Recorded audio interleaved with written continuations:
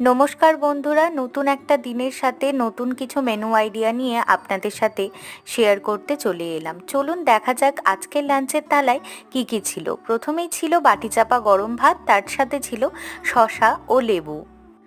তারপর ছিল মোচার ঘন্ট, যেটা অত্যন্ত সুন্দর খেতে হয়েছিল। আর তার সাথে ছিল মাছ ভাজা। আজ মাছ ভাজার সাথে সাথে মাছের মুড়ো ভাজাটাও কিন্তু থালাতে আজ রেখেছিলাম। তার সাথে প্রথম পাতে খাওয়ার জন্য ছিল করলা। আমরা সপ্তাহের মধ্যে বেশ কিছুদিন তেতো খাবারটাকে আমাদের পাতে রাখি, কারণ তেতো খাবারের উপকারিতা সম্পর্কে নতুন করে কিছু আর বলার নেই।